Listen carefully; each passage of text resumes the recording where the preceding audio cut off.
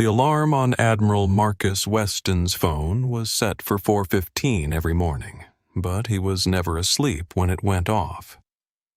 He had not been a man who slept past 4 since his second tour in the Gulf, when the particular discipline of rising before the world became less a habit, and more a form of respect for the day, for the work, for the people depending on him to be ready before they were. He silenced the alarm before it could make a sound, dressed in the dark, with the practiced efficiency of a man who had learned to move quietly in spaces where other people slept, and went downstairs to the kitchen of the house on Sycamore Crest. He made coffee the way he made everything, without waste, without ceremony.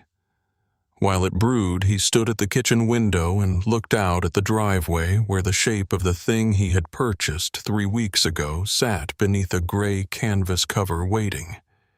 He had driven it home himself, covered it himself, and told Pearl not to say a word. Pearl, who was 71 years old and had never in her life kept a secret she didn't want to keep, had looked at him with the expression she reserved for moments when she agreed with a decision but had opinions about the execution. He poured his coffee. He sat at the kitchen table and opened the manila envelope he had prepared the night before, inside a folded note in his handwriting, 2 words on the center of the page.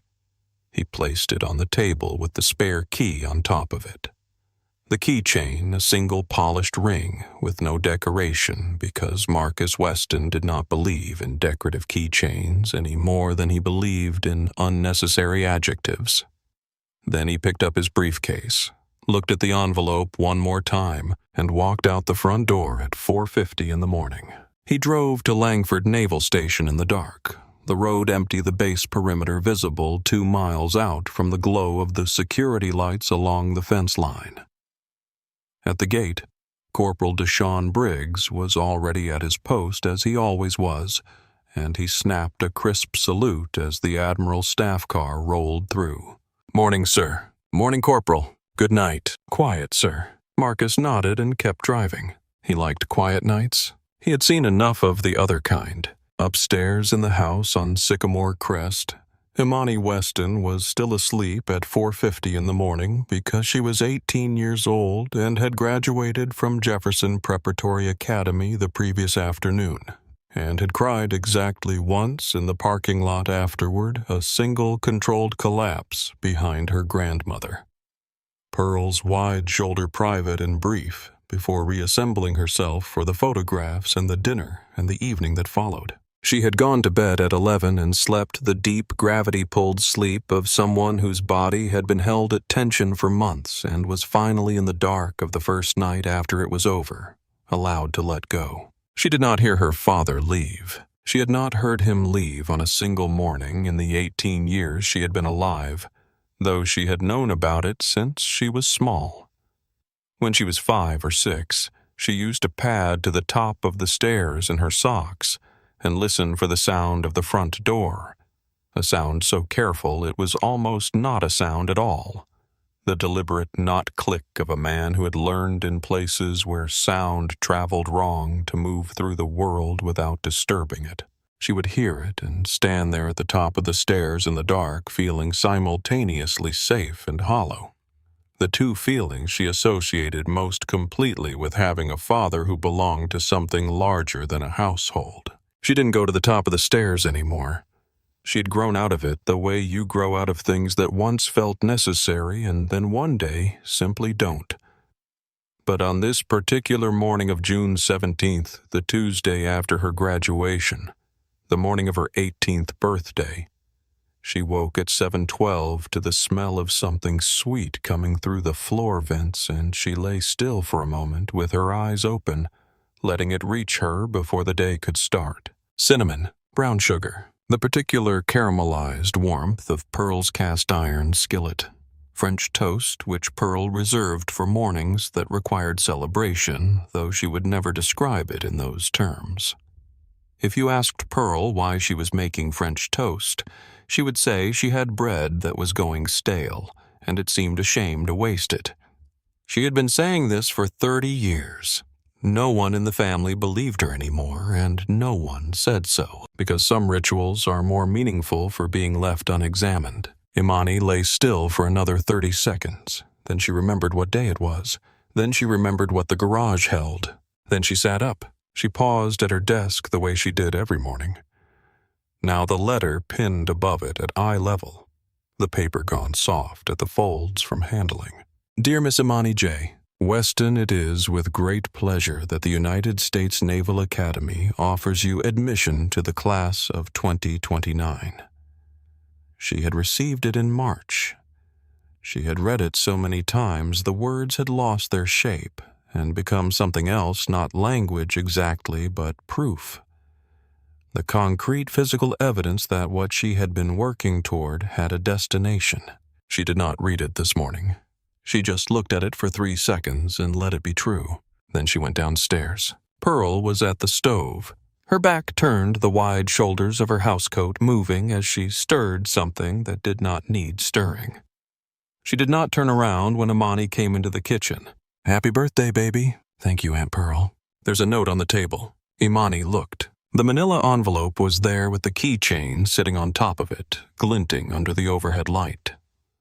She picked up the note and unfolded it.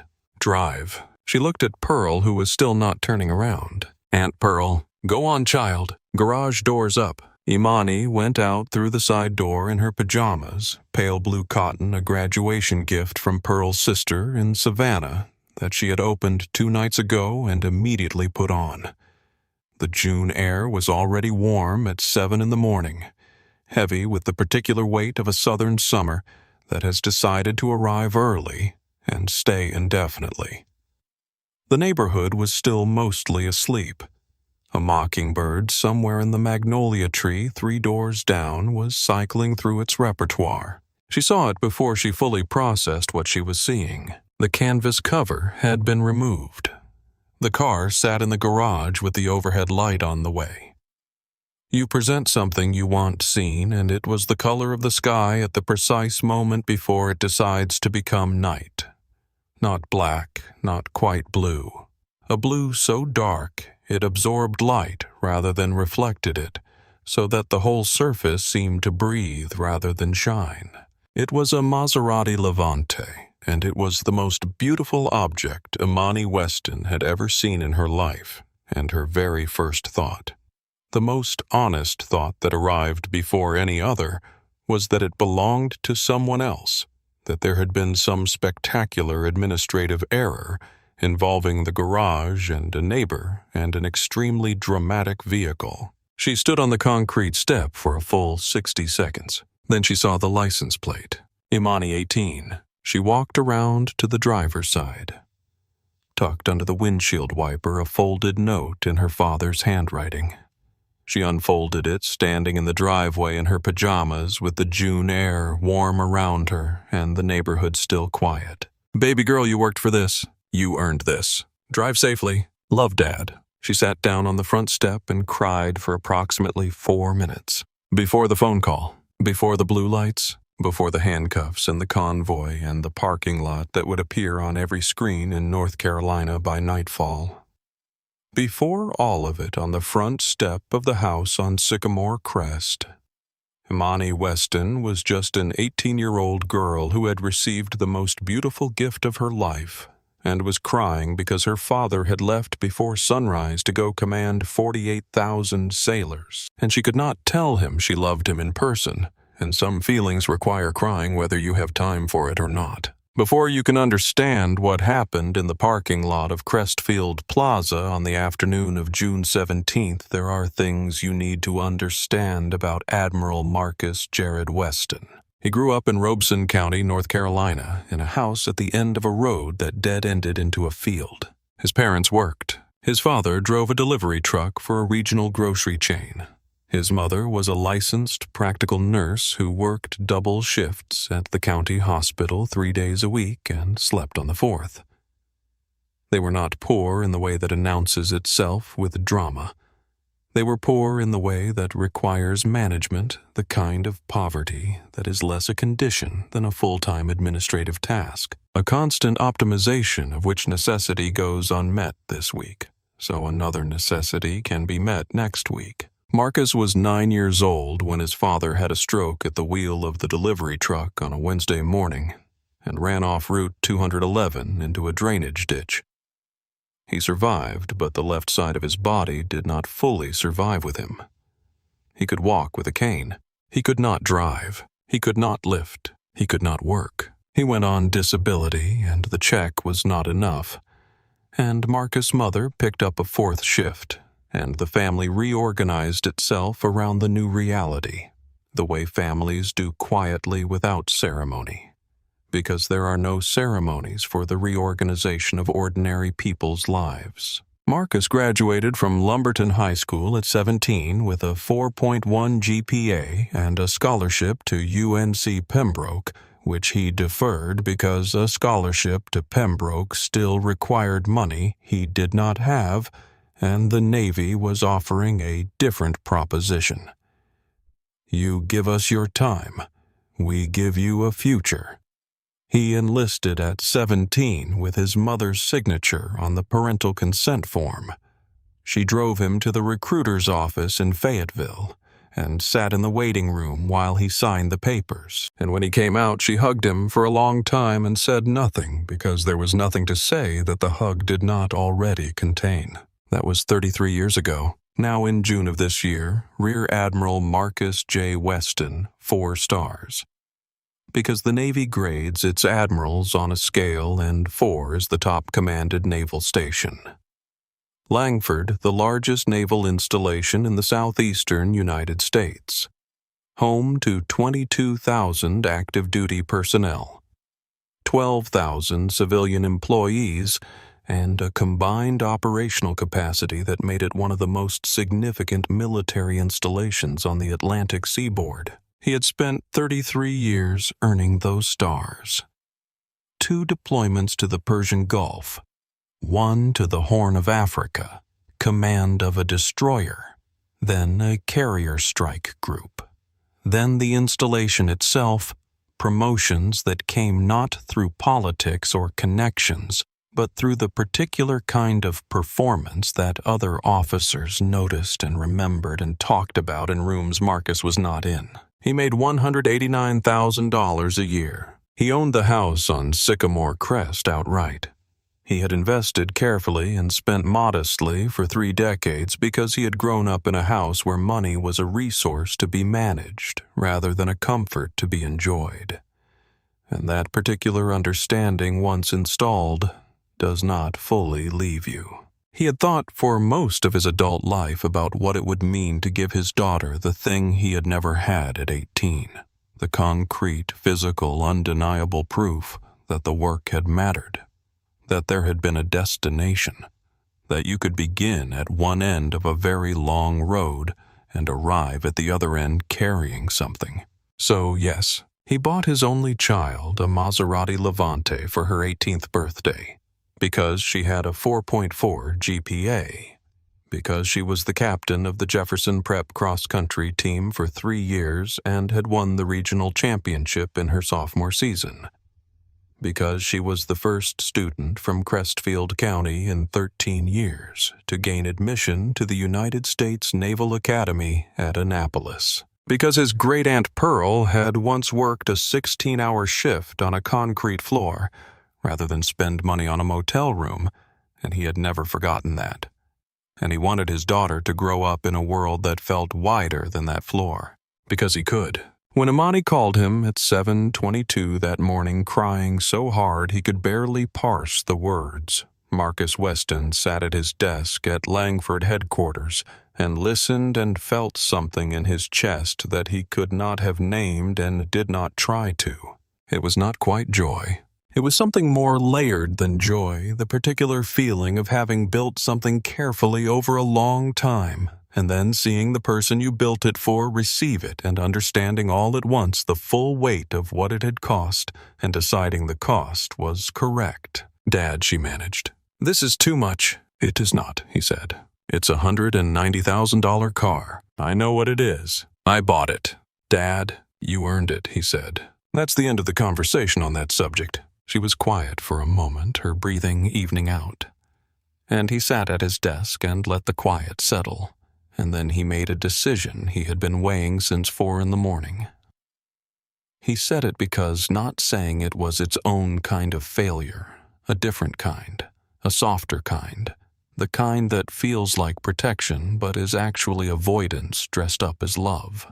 Imani. Yes, sir. People are going to make assumptions about you and that car. You know what I'm telling you.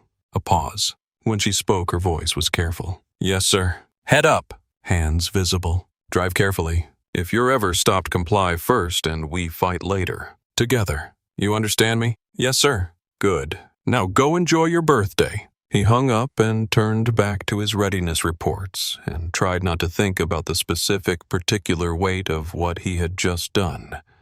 Bought his daughter the most beautiful gift he could imagine, and in the same breath handed her the instructions for how to survive receiving it. That was the arithmetic of their lives. The gift and the warning always delivered together, always necessary, always true. 3 hours and 48 minutes later, she was going to need to remember every word. At noon, Marcus Weston did something he almost never did on a Tuesday. He drove home. His chief of staff, Commander Harriet Knox, had looked at him at 11:45 with the quiet discernment of someone who had worked for him for 3 years and understood the difference between an admiral who was distracted and an admiral who needed permission to be a father. And she had said, Sir Ill, hold whatever comes in. He hadn't argued. Some things outranked operational routine, and his daughter's first drive in the car he had spent 3 decades preparing to give her was one of them. He sat in the passenger seat and let her drive. She was careful with it, almost excessively careful, the way new drivers are careful when they are acutely aware of being watched. Keeping both hands on the wheel, checking mirrors at deliberate intervals, accelerating and braking with conscious smoothness. The car was built for a different relationship with the road, and she was treating it like a library. He found this correct and appropriate and quietly moving in a way he would not have been able to articulate. People stared as they drove through the neighborhood. They always would. A man walking a retriever on Chamberlain Court stopped and turned. 2 kids on bicycles craned their necks. A woman backing out of her driveway mid-maneuver paused and looked. Eyes on the road, Marcus said. I know. Not on them. Dad, I know. He almost smiled. He walked back to his staff car at 12:50 and told her he would see her at dinner. She called after him from the driveway. Thank you, Dad. He raised one hand without turning around, a gesture that meant, you're welcome, and I'm proud of you, and be careful all at once, because he was a man who had learned to carry multiple truths in a single motion. At 2:00 in the afternoon, Imani Weston left Sycamore Crest for the 2nd time that day. She was meeting 3 friends from Jefferson Prep at a restaurant in downtown Crestfield to celebrate graduation and her birthday. To get there from Sycamore Crest, you took Route 7 south, which ran through the commercial corridor just outside the Langford perimeter fence.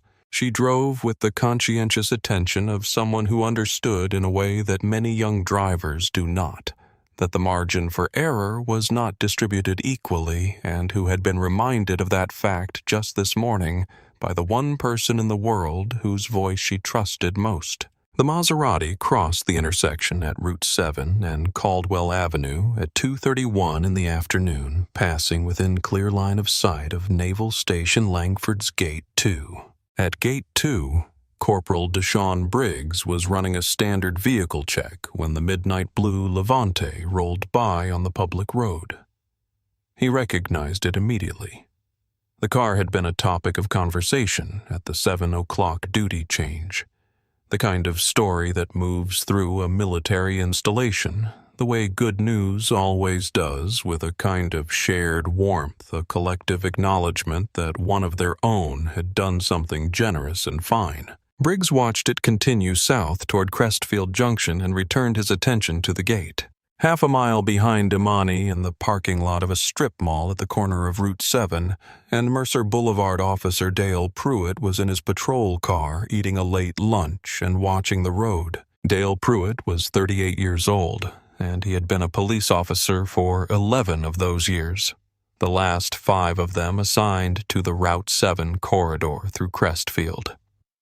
He was not a large man, medium height, medium build, but he carried himself with the particular density of someone who has spent a long time being the most important person in every room he entered, or at least believing he was.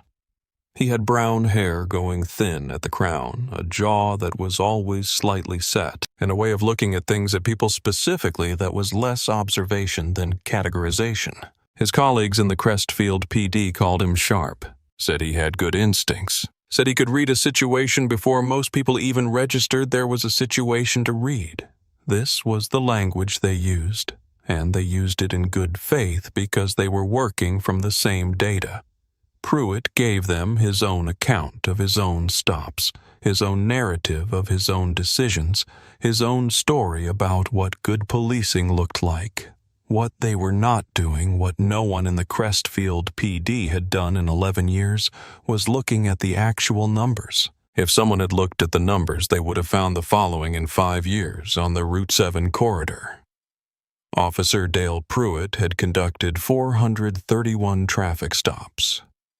Of those 431 stops, 71% involved drivers of color. The proportion of drivers of color on Route 7 based on the traffic composition data the department had been collecting since 2019 as part of a state reporting requirement and had never once analyzed was 34%. The disparity was not subtle. It was not borderline. It was the kind of gap that if someone had put a ruler to it would have required an explanation that had nothing to do with traffic patterns or public safety. No one had put a ruler to it. The data sat in the county's traffic management database, accurate and unreviewed, accumulating evidence of a pattern that no one was looking for. Pruitt's record included 9 formal complaints over 6 years. 7 of those complaints came from drivers of color. All 9 had been processed by the police union, reviewed by the department, and resolved without disciplinary action. Resolved in the precise bureaucratic sense that means closed without finding, which is different from investigated and found baseless, though the department's files did not make that distinction visible. Chief Harlan Webb had twice requested a deeper review of Pruitt's stop data, and twice been told by the union's legal counsel that without a specific documented incident of misconduct, a pattern-based investigation would constitute a fishing expedition that would not survive an arbitration challenge. Webb had accepted this. He was not a coward, exactly. He was a man who had learned which hills were worth dying on, and in his calculation this particular hill without a smoking gun was not. Officer Sean Garrity had been riding with Pruitt for 8 weeks.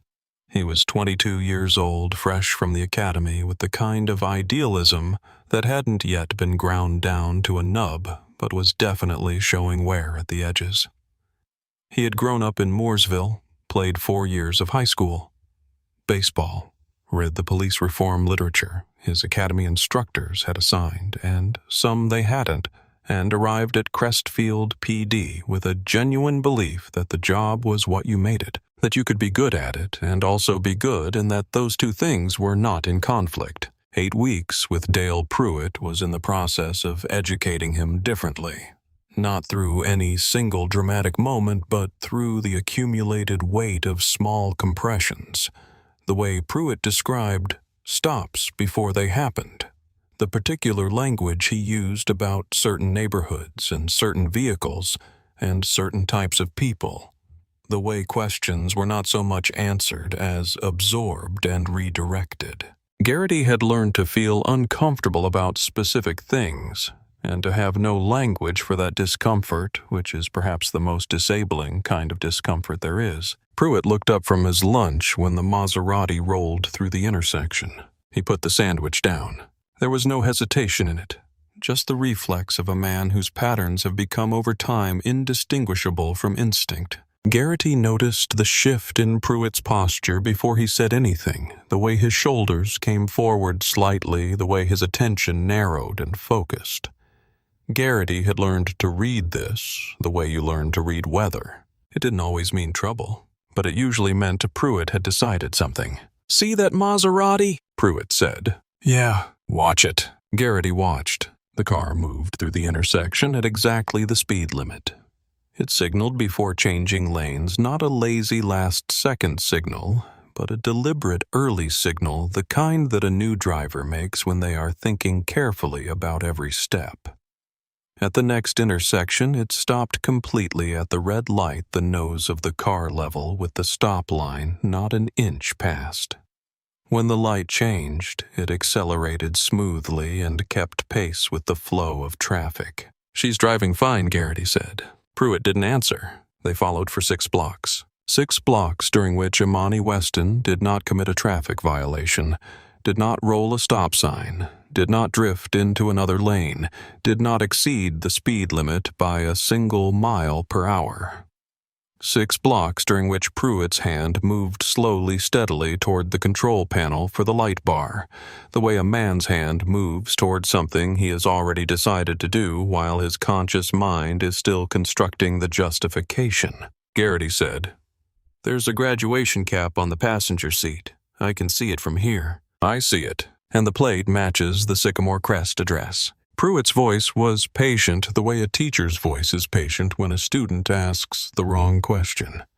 "In 10 years on this stretch of road, how many black teenage girls you think I've seen driving $200,000 cars that were actually theirs?" Garrity didn't answer. He couldn't answer because the answer required him to accept a premise he wasn't sure was a premise. "These people always have a story," Pruitt said. "Father's name, birthday present. They practice it. You'll hear it again." His hand moved to the light bar switch. "Just let me work." He keyed his radio dispatch unit 9, initiating a stop on Route 7 near the Crestfield Junction Plaza. Vehicle is a Maserati Levante midnight blue personalized plate, Imani 18. Registration comes back to a Weston at a Sycamore Crest address. But I've got a black female driver, looks about 17 or 18. Circumstances feel off. Going to have a conversation. Copy Unit 9. Need backup. Pruitt glanced at the Maserati, pulling smoothly into the plaza lot, signaling even as it turned. "Nah, he'll handle it." The lights came on. Imani saw the lights in the rearview mirror, and her body responded before her mind caught up. It was not panic. It was something more specific than panic, more trained. A cold drop in the stomach, a tightening across the shoulders, a sudden hyper-acute awareness of her own hands and exactly what they were doing and what they looked like doing it. Her eyes went immediately to the speedometer 39 in a 40 zone. To the mirror, the lane change she had made 2 blocks back had been signaled with plenty of time. To the road ahead, she had done nothing. She knew she had done nothing. She also knew with the particular clarity of someone who had been raised on a specific kind of knowledge, not taught in any single conversation, but absorbed over years. The way children absorb everything through attention and observation, and the accumulated evidence of a world that has always operated by a double standard. That having done nothing was not the same as being treated as though you had done nothing. Her father's voice comply first. "Fight later. Together." She signaled right. She pulled into the Crestfield Junction Plaza parking lot and chose a space near the entrance visible from the road, open on all sides, non-threatening. She put the car in park. She turned off the engine. She reached up and switched on the dome light, even in full afternoon sun. She lowered the window. She placed both hands on the steering wheel at 10 and 2 fingers spread wide, and she sat very still. Through the windshield, she could see the plaza entrance, the drugstore, a row of parked cars. A woman in scrubs near the pharmacy who had looked up from her phone at the sound of the siren and was now watching. Through the side mirror, she could see the patrol car parked at an angle behind her driver's door already open. The officer came from the driver's side. He was medium height, broad in the chest, moving with the deliberate, unhurried pace of someone who has time, because time is a thing that belongs to him. He had his flashlight out even in the 2:30 afternoon light, and he angled it at the driver's side window as he approached, creating an asymmetry. She could see the beam before she could clearly see his face. License and registration. No greeting. No explanation for the stop. Just the command, flat and direct. Officer Imani said, keeping her voice steady, keeping it audible, keeping it exactly where she needed it to be. May I ask why I've been stopped? License and registration, he said again. She moved slowly, both hands visible. Left hand to her purse on the passenger seat, fingers careful, deliberate. License extracted between two fingers. Right hand to the glove compartment. I'm reaching for the registration now, she said, announcing every movement because she had been taught to announce every movement, because the alternative was too awful to contemplate. Both documents slid through the window. The officer took them, held his flashlight over them. The license, Imani Janelle Weston, DOB, June 17th, age 18, as of today. Sycamore Crest address. The registration, Maserati Levante, registered to Marcus J. Weston, same address. He studied both for 40 seconds. At least 40 seconds. Imani counted. This your car? Yes, sir. It's registered to my father, but he gave it to me this morning. Today's my birthday. I turned 18 today. She watched something happen in his face when she said it, not quite recognition, not quite dismissal. More like the arrival of a confirmation, as if the explanation she had given, clean, direct, reasonable, landed in a pre-existing category labeled too prepared, and was filed there automatically the way a pattern does not check its own premises. Step out of the vehicle. Imani's hands tightened on the wheel, almost imperceptibly. Then she released them. Officer, can I ask why I'm being asked to step out? Step out of the vehicle, ma'am? The second mom had a particular quality, not courtesy. The performance of courtesy, which is different. She knew this moment. She had seen it play out on screens and documentaries, and in the late-night news feeds her father sometimes watched with his jaw set and his eyes very still. She knew what it looked like when it went right, and she knew what it looked like when it went wrong, and she knew that the variable between the two was not always something the person in the car could control, comply, survive. Fight later. She opened the door. The Maserati's door opened upward in its scissor hinge, a sweeping mechanical motion designed for showrooms and the open roads of the Italian countryside, theatrical and enormous in the context of a strip mall parking lot in Crestfield, North Carolina. The sound of it, the engineered extravagance of the mechanism, made the moment larger than she wanted it to be. People in the lot were already looking. Two men outside the pizza place, 3 doors down, had stopped eating. The woman in scrubs had put her phone away and was now watching with both hands at her sides. Imani stepped out. She was 5'8", the build of someone who had run cross-country for 4 years, wearing a white blouse and dark jeans and white sneakers. The outfit she had chosen this morning for lunch with her friends before any of this. She looked exactly like what she was, an 18-year-old girl who had been planning to have a birthday lunch. She stood straight, hands visible and open at her sides. Turn around, hands behind your back. Officer, I haven't done anything wrong.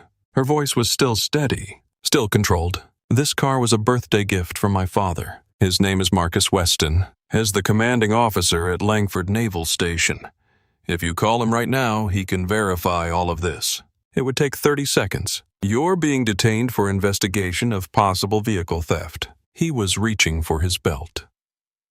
You have the right to remain silent. Anything you say can and will be used against you in a court of law. Please, she said it once, quietly, not as pleading as a final reasonable request. Please just call my father. 30 seconds. You can explain at the station. The handcuffs came out. She turned around. She did it because she had been told to, and because she had been raised by a man who understood that the moments when compliance feels most wrong are often precisely the moments when it is most necessary. Not because the system deserves your compliance, but because survival comes first, and justice comes after, and there is no justice for the dead. She turned around, and she did not resist, and she did not run, and she did not make a sound.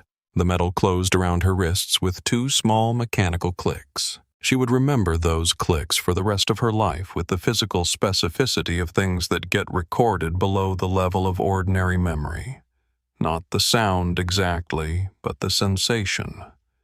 The cold of the metal against her skin. The tightness which was 1 precise notch tighter than necessary. The complete and total removal of physical autonomy that comes with being bound in a public place with strangers watching and cameras recording, and the afternoon sun at full brightness overhead, because it was a beautiful Tuesday in June, and the world had not paused for any of this. She was 18 years old. She had a 4.4 GPA. She had been accepted to Annapolis.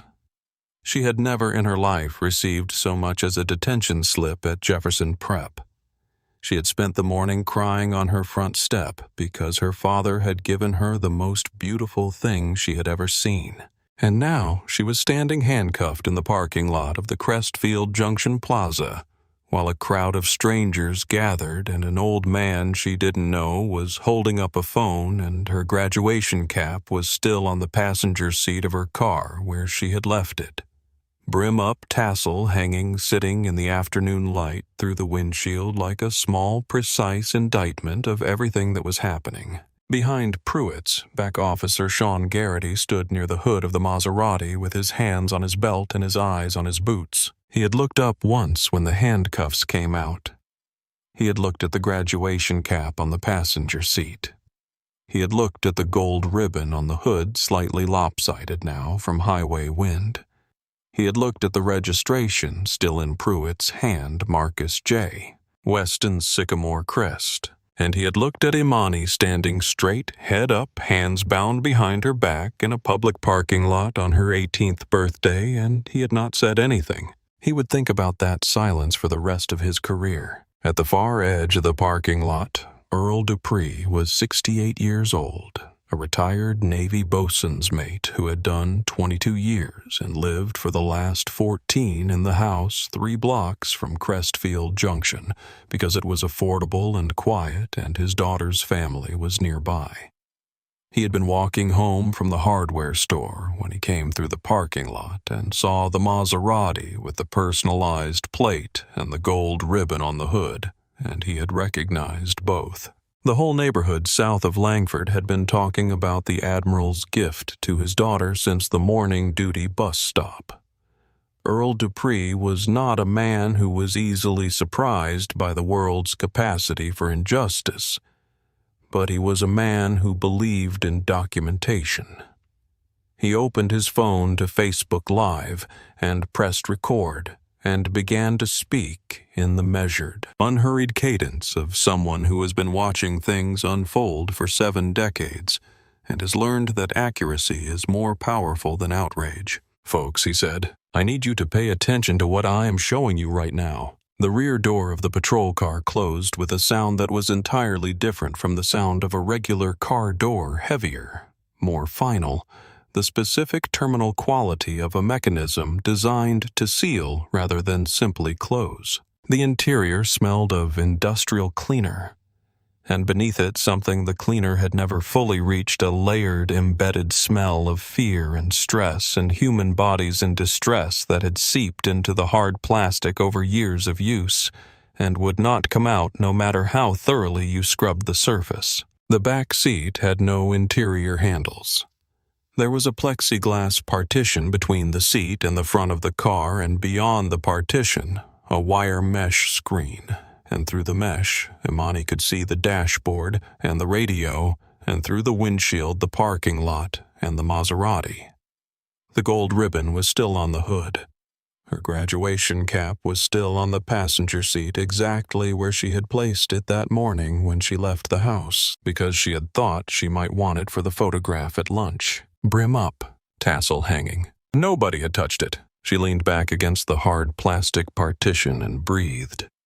In for 4 counts, slow and deliberate. Hold for 4. Out for 4. Repeat. Her father had taught her this technique when she was 13 during one of the conversations she hadn't fully understood at the time, conversations that arrived without announcement and were delivered matter-of-factly the way you deliver information about weather or geography, because this was also a kind of geography. The landscape of a life lived in a specific body in a specific country. You learn the skill before you need it, he had told her, because by the time you need it, there is no room left to learn. She understood it now. Through the rear window, she could see Pruitt on his radio pacing with short, tight steps in the asphalt heat. He was calling for a tow truck. He was committed, which meant he was doubling down, which meant some part of him already understood he was wrong and was compensating by escalating rather than retreating. She had read this dynamic in a criminology elective at Jefferson Prep. She recognized it now in the clean, abstract way you recognize things you have studied, but never expected to experience from the inside of a police car on your birthday with your hands behind your back. Garrity was standing near the Maserati, hands on his belt, looking at nothing in particular, not searching the car, not checking anything, just standing there with the posture of someone who had been told to look useful and could not determine what useful looked like in this situation. Once he glanced toward the cruiser. Their eyes met briefly through the plexiglass and the mesh, and Imani held his gaze without expression, and he looked away first. The crowd in the parking lot had grown to perhaps 40 people. Several were recording openly on their phones. The woman in scrubs was on hers, talking fast.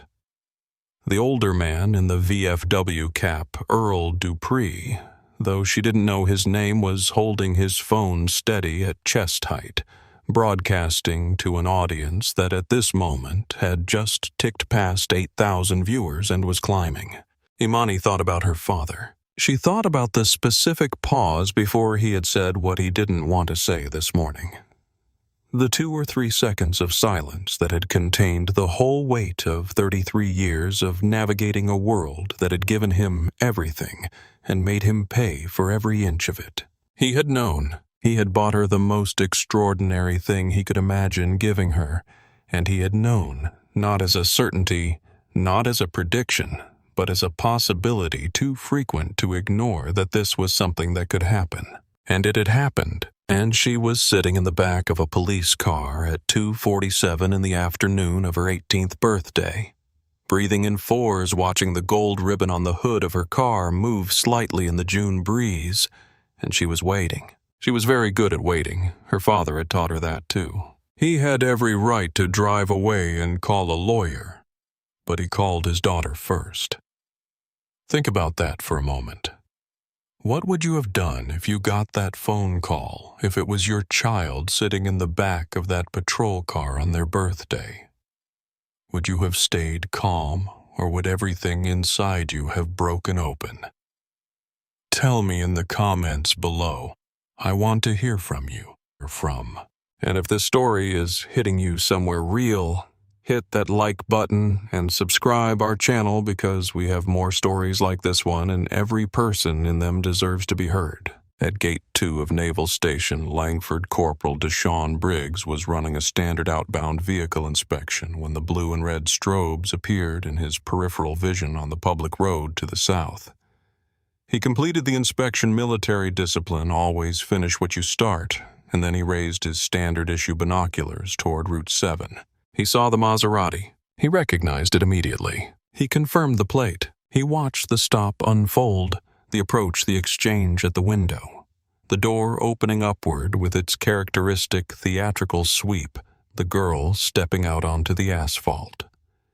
He watched with the particular quality of attention that experienced military personnel develop for situations that do not feel right. The kind of attention that takes in information without yet drawing conclusions, accumulating detail until the picture is complete enough to act on. He watched the handcuffs go on. He waited 90 seconds, enough time to confirm what he was seeing was what he thought he was seeing. Enough time to be certain, and then he reached for the landline phone on the gate desk. The call connected in 9 seconds. Command duty, Langford. Captain Osei speaking. Captain, this is Briggs at Gate 2. I need to report a situation on Route 7. I've got eyes on a Crestfield PD traffic stop approximately half a mile south of the gate. The vehicle is the Admiral's daughter's Maserati. I've confirmed the plate. She appears to be in handcuffs, ma'am. A pause. Brief. Professional. You've visually confirmed it's her. Yes, ma'am. The plate is Imani 18. It's the car. Are MPS on scene? No, ma'am. Crestfield PD only. 2 officers. Time in handcuffs. Approximately 4 minutes since I confirmed, ma'am. Stop has been running about 8. Stand by. Captain Renata Osei was 29 years old, 8 years in naval aviation, 3 weeks into a command duty rotation that was supposed to be administrative, and she was making 3 phone calls in the next 4 minutes and 17 seconds. The first to the Langford Provost Marshal's office, where the watch officer was Master Sergeant Renee Polk, 12 years as a military police veteran with a compact, organized competence and a professional reputation for handling sensitive situations with the minimum necessary drama and the maximum possible effect. Polk, I need an MP response to Route 7 adjacent to Gate 2. Admiral Weston's daughter appears to have been detained by Crestfield PD. Time sensitive, Polk said, moving in 2 minutes, and she was.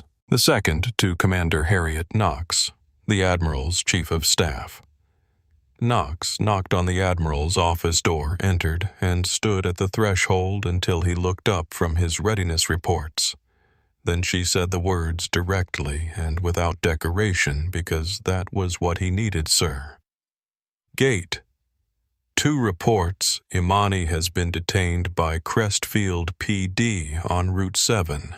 She is in handcuffs. MPS are moving. The third call to Langford Public Affairs. Flag a potential media situation. Admiral Weston's daughter, civilian traffic stop handcuffs. Monitor civilian social media and scanner traffic immediately. All 3 calls took 4 minutes and 17 seconds. In his office at Langford headquarters, Marcus Weston stood up. His chair rolled back and hit the credenza with a sound that made the framed photograph from Imani's graduation rattle against the wall behind him, the photograph he had placed there yesterday evening before he went home, because he had wanted to see it first thing this morning and every morning after. Outside his window, the installation spread in every direction.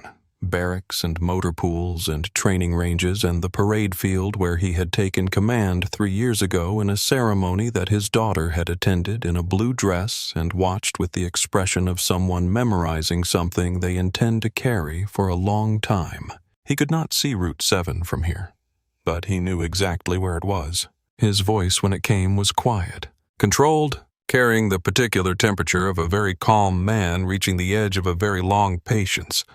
Not the temperature of someone about to lose control, but the temperature of someone who has decided with complete clarity exactly what he is going to do. Get me the Crestfield police chief on the phone, right now, and have my dress uniform brought to this office. Full regalia.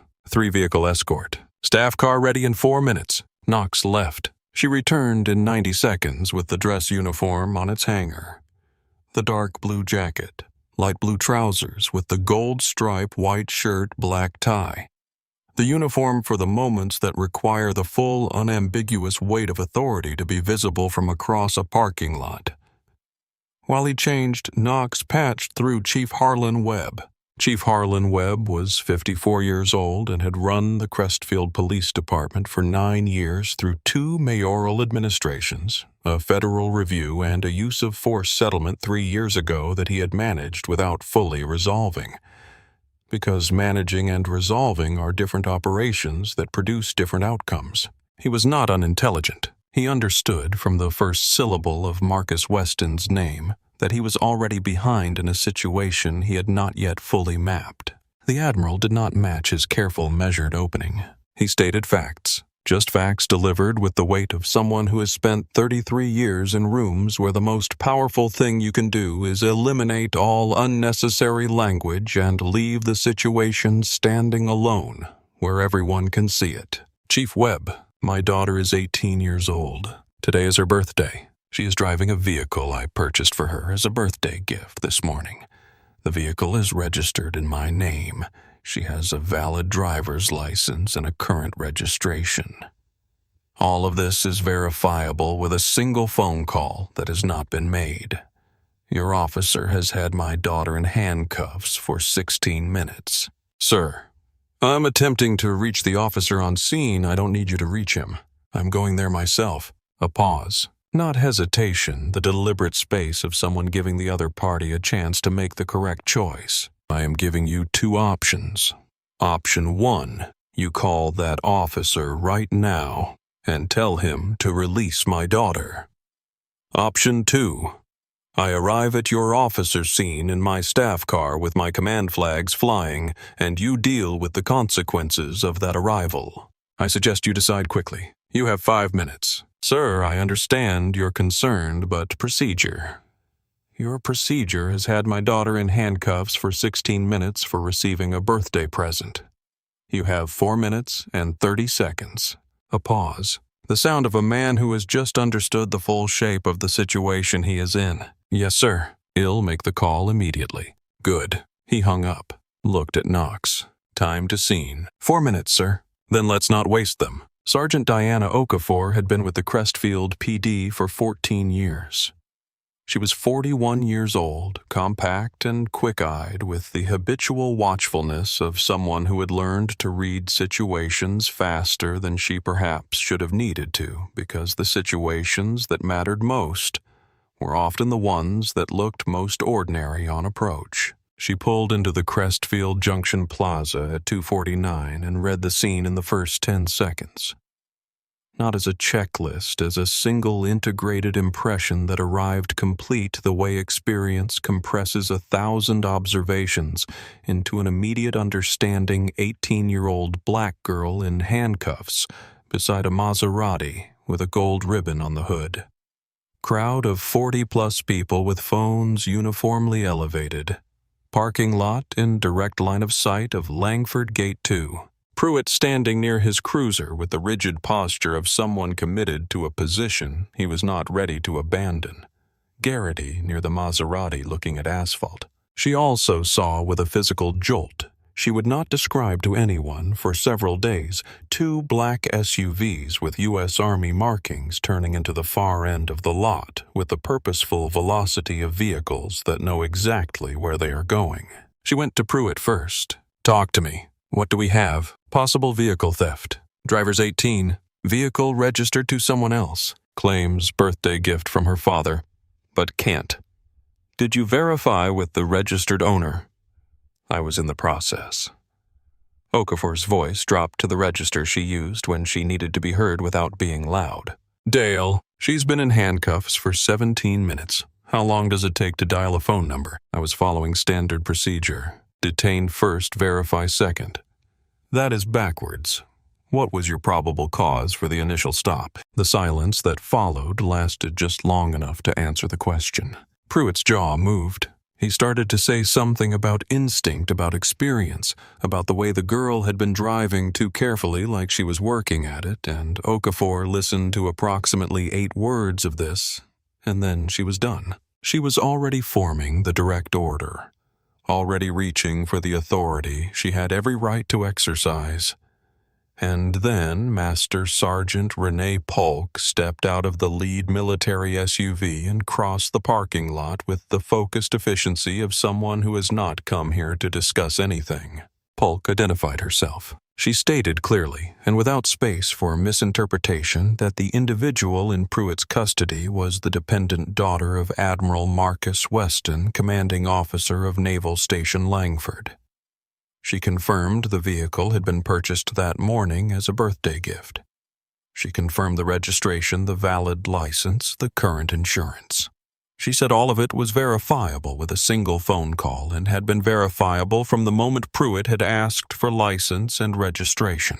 Okafor turned to Pruitt. Remove the handcuffs, right now, before this gets worse. Sarge, I've already initiated the arrest, Dale. Her voice was flat and absolute and carried no room for anything further. You put handcuffs on a 4-star admiral's daughter for receiving a birthday present. Take them off right now. Pruitt understood in the specific physical way that consequences sometimes arrive before the mind has fully processed them, that there was no version of the next 10 minutes that went well for him. He walked to the cruiser. He opened the rear door. He fumbled with the handcuff key.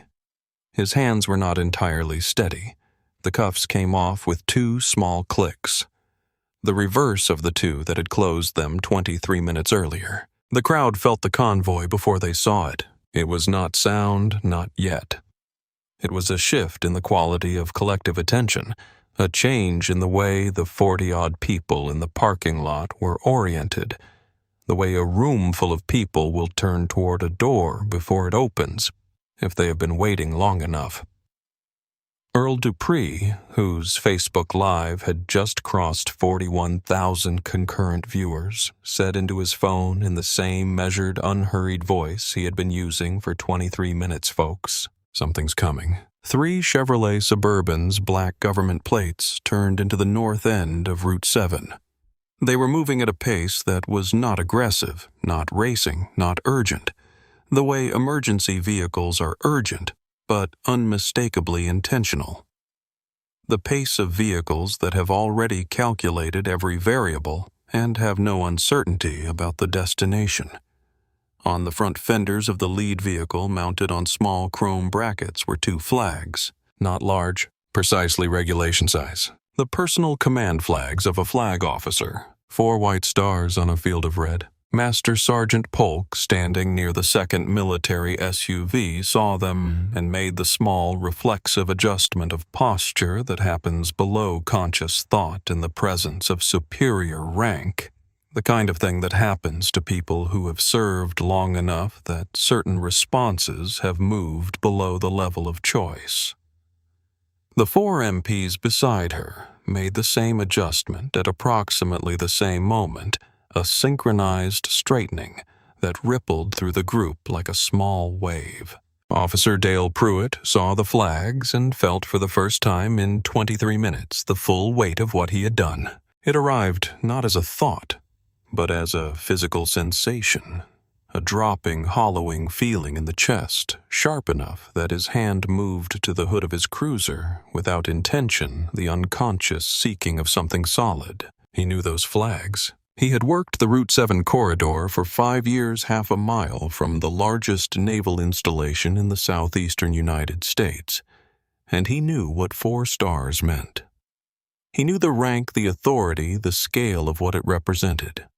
He knew that at any given moment there were fewer than 40 officers in the entire United States Navy who held that rank. And he knew with a cold, concrete certainty that landed in his stomach like something swallowed wrong that one of those 40 men was in that lead vehicle coming here because his daughter was standing in this parking lot with red marks on her wrists. He reached for his radio out of reflex. His hand stopped. There was no call to make. There was no supervisor to reach who could contain this. No report to file that would file it away. No union rep who could make what he had done disappear. He had put this man's daughter in handcuffs in front of 40-plus witnesses with 40-plus phones actively recording. He had done it within clear sight of the man's own base. He had done it for 23 minutes without making a single verification call. The convoy parked with drill ground precision. The vehicles stopped. The engines idled. The doors remained closed. The parking lot went quiet. 10 seconds passed. Then the rear door of the lead vehicle opened. Admiral Marcus Jared Weston stepped onto the asphalt of the Crestfield Junction Plaza parking lot at 3:04 in the afternoon, and the crowd went completely silent. He was 54 years old, 6 feet 2 inches tall, broad through the shoulders, with the bearing of a man who has spent 33 years in physical environments where strength and composure were not optional. He wore the naval service dress blue uniform, the dark jacket, the gold-striped trousers, the white shirt and black tie, and the uniform was covered in ribbons. 41 of them arranged in precise geometric rows on the left chest, the Distinguished Service Cross at the center, 2 silver stars, a Purple Heart, 36 additional decorations representing 33 years of service rendered at cost. On his shoulder boards, 4 silver stars. He did not look at Pruitt. He did not look at the crowd or the cameras or the phones or Earl Dupree's Facebook Live now at 78,000 concurrent viewers and climbing by the second. He looked only at his daughter, and he walked toward her, measured, deliberate, unhurried, with the full awareness of every eye in the lot tracking every step. The MPs came to attention as he passed. The crowd parted without being asked because some things require no direction, because the specific quality of this man's movement through the space communicated something that bypassed language entirely. And Pruitt stood 12 feet to the side and watched the Admiral walk past him without acknowledgement, without a glance, without the slightest indication that Pruitt occupied the same physical space. And he understood then with a completeness that would outlast the day and the month and the year that this was the judgment. Not the confrontation that was coming, not the legal proceedings that would follow. This, the deliberate, practiced, absolute non-acknowledgement of a man who had decided that his daughter was more important than the person who had harmed her, and that the person who had harmed her did not warrant his attention until his daughter had been attended to. That was worse than anything else that happened. Admiral Weston reached Amani. He took her hands in both of his, gently, carefully, the way you handle something that matters, and turned them over palms up in the afternoon light. He looked at the red marks on her wrists. The deep grooves the metal had left in her brown skin, still vivid, the kind that would be visible for hours. He was still for 3 full seconds. In those 3 seconds that the crowd watched and Earl Dupree did not narrate and the cameras recorded without commentary, because there was nothing to say that the image did not already contain something moved behind the controlled surface of his face. Not rage, not grief exactly. Something older and more specific than either the feeling of a man who has spent 33 years building something, fighting something, earning something specifically so that this moment would not be possible, and who has just been informed in the most concrete terms available that the building is not done. He deployed every resource he had. 33 years of discipline, of learning to absorb damage without transmitting it, of understanding that in any situation where people are watching you and depending on you, composure is not self-service but duty. He pressed down against what was burning in his chest. His jaw tightened once, then he was composed. He looked at her face. His voice was quiet enough for only her. "Are you hurt?" "No, sir." Her voice was steady. She had kept it steady through 23 minutes and she was going to keep it steady now. "I'm okay." "Did they mistreat you physically?" "Number. She found the words. They didn't believe the car was mine." "I know, baby." He held her hands for one more moment. "I'm here now." He looked at Master Sergeant Polk. "Take my daughter to the staff car. Commander Knox stays with her." "Yes, sir." He watched Polk walk Imani to the lead Suburban, watched Knox open the door, watched his daughter step inside. Then he turned. He did not go to Pruitt. He did not cross the parking lot toward the patrol car and the patrol officer who had put his child in handcuffs for 23 minutes on her birthday. He simply stood in full dress uniform, 4 silver stars. The personal command flags of a United States Navy admiral flying from the staff car 20 feet behind him, and he waited. As if moving toward Pruitt was something he had decided was not worth the effort. As if the correct configuration was for Pruitt to come to him, because that was the only configuration that accurately represented the relationship between what each of these men had built and who each of these men was. Pruitt had no alternative. He walked across the asphalt. Each step across that parking lot covered approximately 3 feet of ground and cost something that Dale Pruitt did not have the vocabulary to name. He stopped close enough for conversation. Close enough to see without any softening distance the full extent of what was in front of him. The uniform, the ribbons, the 41 decorations, the 4 stars on the shoulders, the face of a man who had driven from a naval installation to a strip mall parking lot in his dress uniform to collect his daughter from the back seat of a police car on her birthday. Close enough to understand in a way that had not been available to him 23 minutes ago exactly what he had done. Admiral Weston spoke. He did not raise his voice. He did not gesture. He stated facts in sequence without decoration, the way he had stated facts in briefing rooms and combat situations in the offices of 4 presidents with the authority of someone who has never needed volume to be heard. My daughter is 18 years old. Today is her birthday. She was driving a vehicle I purchased for her as a birthday gift this morning. The vehicle is registered in my name at the address on her license. Her license is valid. Her registration is current. Her insurance is current. None of this required anything more than a phone call to verify. That phone call was not made. Your officer followed her for 6 blocks without a traffic violation, initiated a stop without documented probable cause, removed her from her vehicle without justification, and placed her in handcuffs for 23 minutes in a public parking lot while a crowd recorded it on their phones. He paused, not for effect, because he was giving Pruitt space to respond. Pruitt said something about instinct, about experience, about reading a situation. He said it in the tone of a man who has been rehearsing this justification for 23 minutes and has discovered on delivery that it does not hold the weight he had counted on. The Admiral let him finish. Then, Officer Pruitt, what you are describing as instinct is a decision your brain made in 4 seconds based on information that had nothing to do with traffic law or public safety. You ran the plate. It came back clean. The registration matched a residential address. The driver matched the registered address. None of that information changed your decision because the decision had already been made before any of that information arrived. Another pause. That is not experience. That is a model of the world that excluded a possibility that was standing directly in front of you, and my daughter paid for it.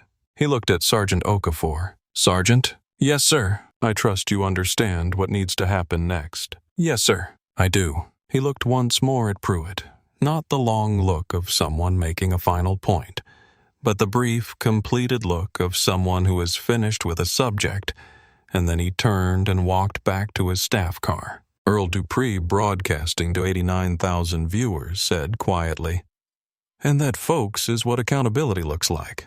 He never raised his voice, not once. He stood in that parking lot and laid out the facts like someone who has never needed anger to be devastating, because truth, when delivered with that kind of precision, does not need anything else.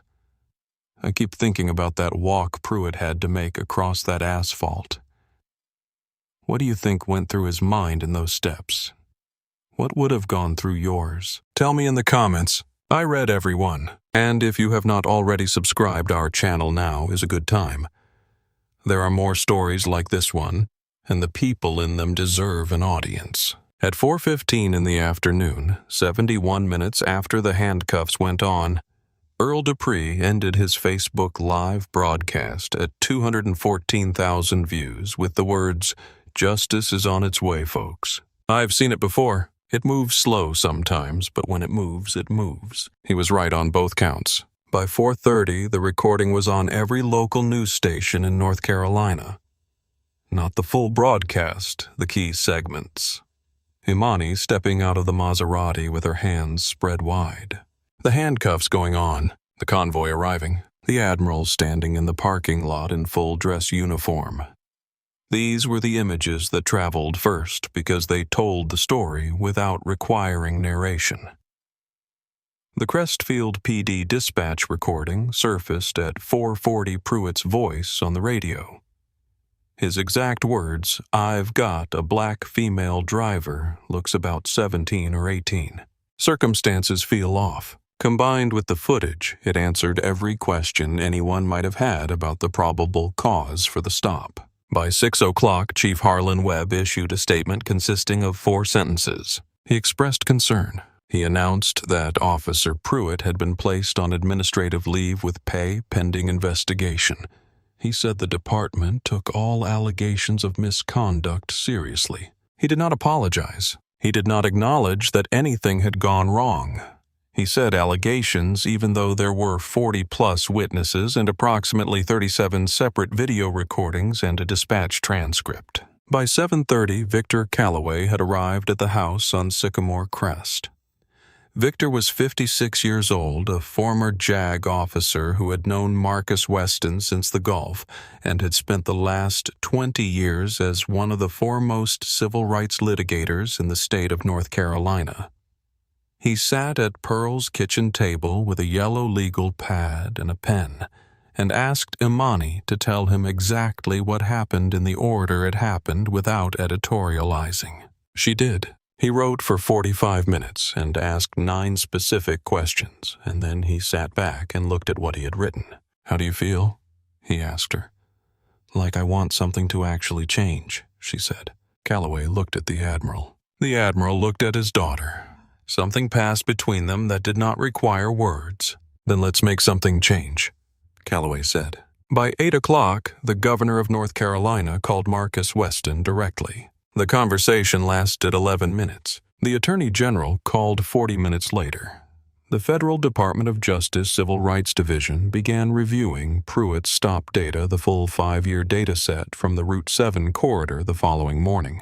By midnight, the NAACP had filed a formal complaint. The North Carolina Civil Liberties Union had announced an independent review, and a data journalist at the Charlotte Observer had obtained the Crestfield PDS traffic stop records through a public records request filed approximately 6 hours after the video appeared online, because some things that have been sitting in databases waiting for someone to look at them finally have someone looking. What the data showed was not subtle. It was not borderline. In 5 years, Pruitt had stopped black drivers at a rate 2.1 times their proportion in Route 7 traffic. His vehicle search rate for black drivers was 34%. His vehicle search rate for white drivers was 9%. His contraband hit rate on those searches, the percentage of searches that actually found something, was 4.2% for black drivers and 11.8% for white drivers. What this meant, translated from the statistical language into ordinary English, was that he had been stopping black drivers at twice the rate, searching them at nearly 4 times the rate, and finding things at less than a third of the rate compared to white drivers, which meant that the stops were not producing results, which meant they were not primarily about traffic safety or contraband interdiction, which meant something else entirely. The Charlotte Observer published the piece at 6:15 the following morning under the headline, "The Numbers Behind the Stop." The Internal Affairs Review lasted 3 weeks. It was conducted by an outside investigator, a retired federal investigator named Marguerite Sands, brought in at Calloway's insistence, because the department's internal review apparatus had the same conflict of interest problem that police department internal review apparatuses always have, which is that the people conducting the review are employed by the same organization as the person being reviewed.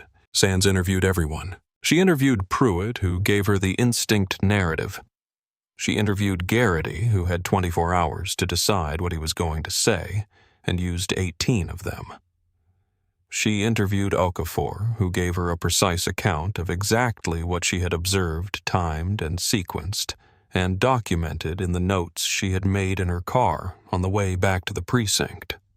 She interviewed the dispatcher who had received Pruitt's radio call.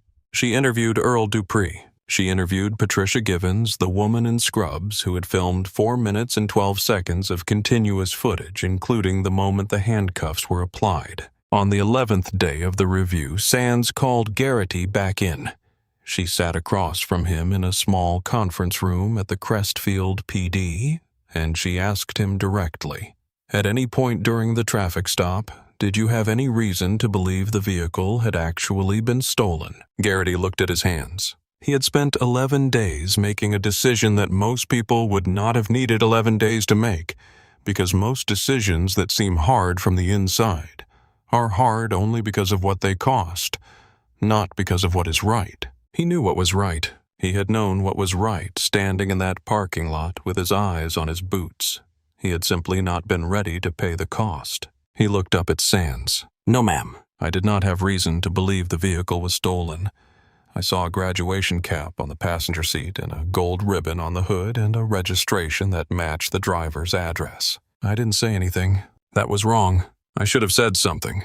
That's on me. The IA report was completed on day 22. Its findings were clear and unreserved. Pruitt had initiated a traffic stop without articulable, reasonable suspicion of a traffic violation or criminal activity. He had ordered a driver out of her vehicle without justification. He had placed her in handcuffs without probable cause for arrest. He had failed to perform a basic verification that was available to him within seconds and would have resolved the situation entirely. The report recommended termination. Calloway had filed the civil suit on day 4. The defendants, Pruitt in his personal capacity, the city of Crestfield, and the Crestfield PD.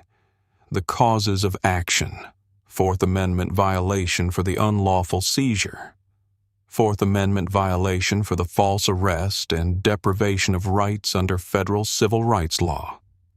He also filed a motion arguing that qualified immunity did not apply to Pruitt because the right to be free from arrest without probable cause was not a novel legal question.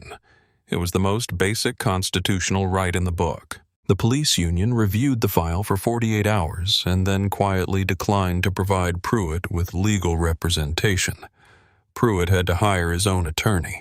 He used his savings first. Then he refinanced his house. The attorney explained to him what a jury trial would look like, given the footage, the dispatch recording the IA report, Garrity's testimony, and the 5-year stop data, now thoroughly reported in 17 different publications.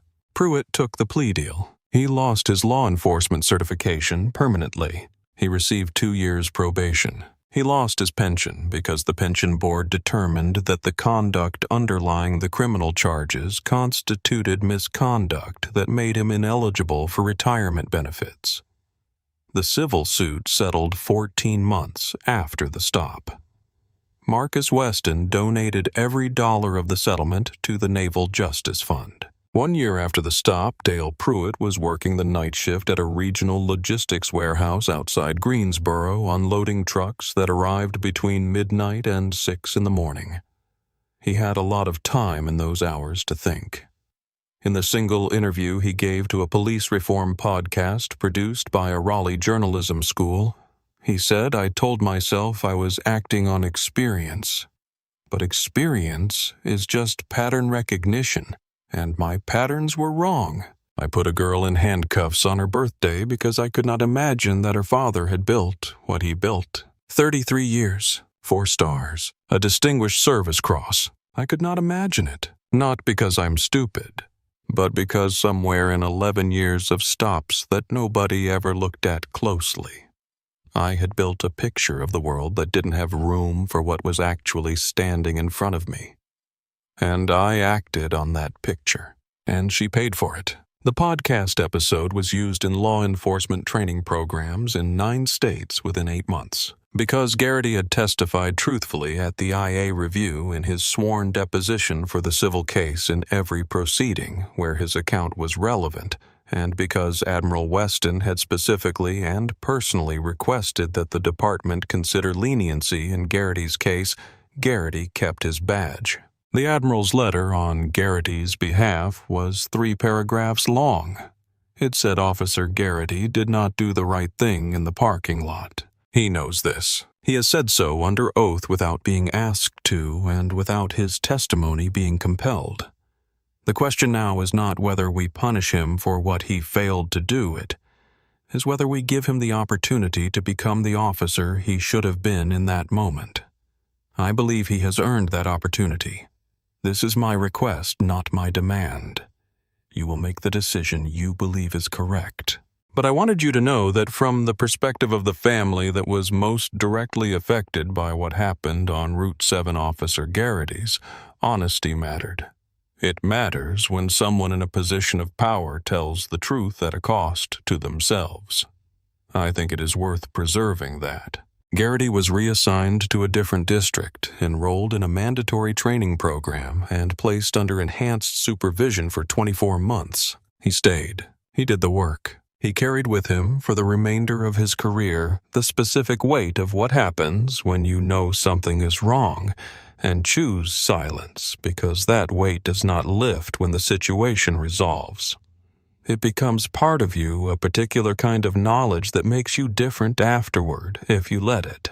Chief Webb resigned 6 weeks after the stop requested to do so by the Crestfield City Council after the IA report made his management of Pruitt's complaint history public. The 9 complaints, the 7 involving drivers of color. The twice he had asked for a deeper review and been told it wasn't possible. The 10 years of Route 7 stop data he had possessed and never once examined. He packed his office on a Tuesday morning and left through the back door. 4 months after the stop, 4 months and 2 days, Admiral Marcus Jared Weston appeared before the North Carolina Senate Judiciary Committee on Police Reform and Racial Profiling. He wore his dress uniform. He brought data. The room was full. Every seat in the committee chambers was occupied. The overflow crowd filled the hallway outside and 3 ante-room viewing areas. Reporters from 17 news organizations were credentialed. C-SPAN had a camera. The North Carolina legislative record would later note that it was the most attended Judiciary Committee hearing in the current decade. The Admiral had declined the option to testify in civilian clothes. He had considered it, had actually sat down with Calloway the evening before and discussed whether the uniform was a choice that served the purpose or a choice that served the performer. He concluded it served the purpose. Not because it was impressive, but because it was accurate. He was testifying as an officer of the United States Navy with 33 years of documented federal service, and accuracy required that fact to be visible. He spoke for 45 minutes. The testimony was notable not primarily for its emotion, though the emotion was there precisely held, allowed to be present without being displayed. It was notable for its specificity. He did not testify about his feelings. He did not testify about the general problem of racial profiling in American policing. He testified about the specific numbers from the Crestfield PD Route 7 data. He testified about the specific consequences of a decision-making framework that generates stops based on assumption rather than articulable evidence. He testified about what the numbers showed when you looked at police department stop data across the state, which departments were verifying registrations before arresting people which were not, and what the outcomes looked like in each category. He had worked with Calloway and a team from the UNC School of Law's Criminal Justice Clinic to compile the supporting data. It was not anecdotal. It was not rhetorical. It was a comparative analysis of traffic stop outcomes in jurisdictions with and without mandatory verification protocols, and it showed in the kind of numbers that are difficult to argue with in a public forum that verification protocols improved outcomes for everyone. They reduced false arrests. They reduced civil liability exposure for departments. They increased the ratio of stops that produced actual evidence of actual violations, and they reduced the rate of complaints against officers. Senator Gerald Oaks, a Republican from Randolph County who had served 2 tours as an Army infantry officer in the early 2000s, stood to speak after the testimony concluded. He looked at the Admiral across the committee table and said, "Sir, I served under you in Djibouti in 2004. I watched you make decisions under circumstances that most people in this room cannot imagine. What you've done here, taking this particular fire and turning it into something that might protect someone else's daughter, that is the kind of leadership this state needs." The Amani Weston Act was introduced the following week. Its core provisions, mandatory identity and registration verification within 10 minutes for all traffic stops where the stated grounds are other than a specific documented moving violation. A prohibition on vehicle searches based solely on demographic factors without corroborating evidence of specific criminal activity. mandatory data reporting for all traffic stops, broken down by race of driver and outcome submitted quarterly to a new state oversight office. An independent civilian law enforcement review commission with genuine subpoena power, not advisory, not a study board, a body with actual authority. The bill passed the House 91-32. It passed the Senate 34-16. It was signed into law 58 days after Imani Weston stood handcuffed in the Crestfield Junction Plaza parking lot on her 18th birthday. The data from Crestfield PD in the 18 months following the Imani Weston Act told a story that was, depending on how you chose to read it, either encouraging or damning, or both at once, which is perhaps the most honest reading. Investigatory stops of black drivers for non-specific pretexts down 44%. Vehicle searches of black drivers down 51%. The contraband hit rate on the remaining searches went from 4.2% under the old patterns to 48% under the new protocols, which meant that when officers were required to base stops and searches on articulable evidence rather than assumption, they found evidence of actual violations at 11 times the rate they had found it before, which meant, stated in the plainest possible terms, that Pruitt's method had not been effective at finding criminals. It had been effective at stopping black people. Complaints alleging racial discrimination in traffic stops down 61%. The new chief of Crestfield PD, appointed by the city council following Webb's resignation, was a woman named Patricia Chen, who had spent 14 years in Charlotte-Mecklenburg before accepting the Crestfield position on the condition that she had full authority to restructure the department's training and accountability functions. At a law enforcement conference in Asheville, 14 months after the stop, she said, "I am the chief who inherited the department that had to call a 4-star Admiral and tell him we had arrested his daughter for receiving a birthday present." That was the most embarrassing phone call in Crestfield PD's institutional history. It was also the phone call that finally forced us to look at data we had been generating for a decade and refusing to examine. We had an officer with 5 years of racially disparate enforcement patterns, and we never flagged it because we were not looking. That is a failure of leadership. I would rather stand in front of you having fixed it late than pretend it didn't need fixing. A law changed because one family refused to stay quiet. Think about that.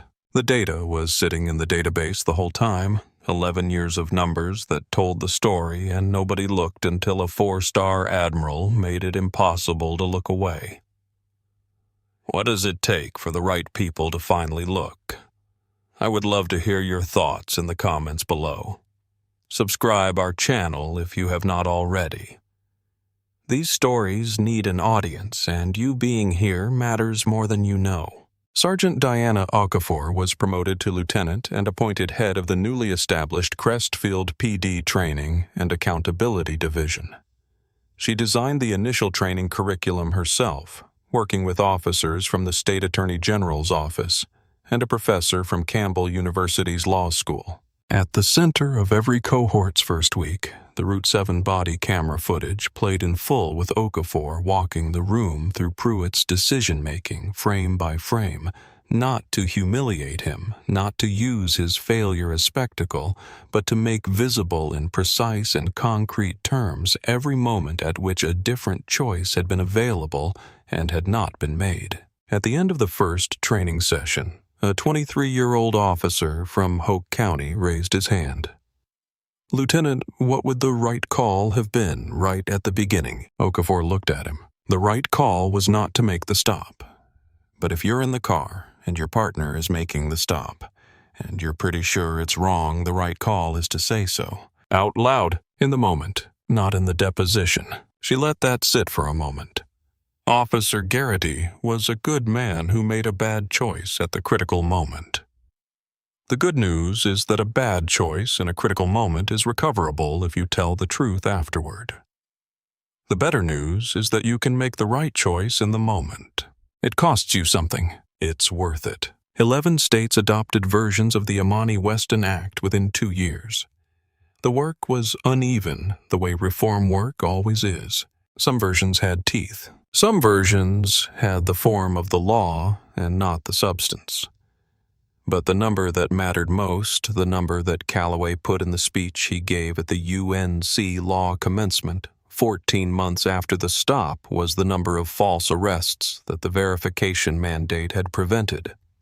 In the 11 states with the strongest implementations in the first year of operation, 847 documented cases in which a mandatory verification call had been made, and the information from that call had changed the outcome of the stop from arrest to release. 847 people who went home. 3 months after the stop, on the first morning of September, Imani Weston loaded 2 duffel bags and a box of books into the Maserati Levante and drove to Annapolis alone. She had asked her father specifically not to make the trip a convoy, not to have it become an occasion with vehicles and ceremony and the weight of everything that had happened in the intervening months. She wanted to drive up herself. She wanted the road to be hers. He had looked at her for a long moment across the kitchen table with Pearl's coffee growing cold between them, and then he had said, "All right?" Just those 2 words which meant the same thing they always meant when he said them. "I trust you. I believe in you. He'll be here when you get back." She took I-95 north out of Crestfield in the early morning, the midnight blue Levante moving through the light traffic of a holiday weekend with the steady, quiet confidence of a car that was built for exactly this long distances open road, the particular pleasure of a well-made thing, doing what it was made to do. She passed the Langford perimeter on Route 7 heading north, and she looked at Gate 2 as she went by, and Corporal Briggs was there at his post, and he raised a hand as she passed, and she raised one back. She did not stop. She had a road to drive.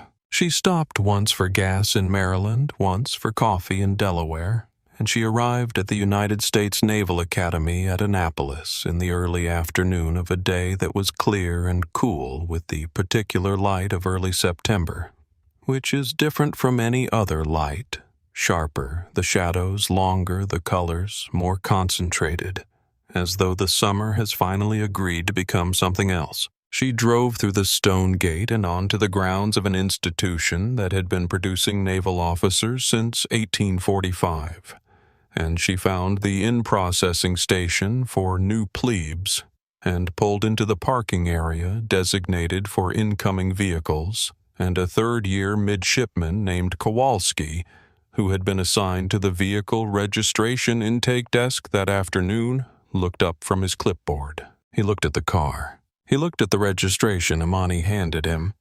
He looked at the name on the registration, Marcus J. Weston. He looked at it for 1 second. Not 10 seconds. Not the studied, skeptical scrutiny of a man who has already decided something and is looking for confirmation. 1 second, the kind of look that costs nothing and requires no calculation and carries no arithmetic. Then he looked up at Imani and said without particular drama, with the matter-of-fact recognition of someone stating something that is simply true General Weston's daughter, "Welcome to Annapolis, ma'am. Your father's a legend here. No questions. No concern about the registration name being different from hers. No pause while he made a calculation about who she was and what she was doing with a car like that in a place like this.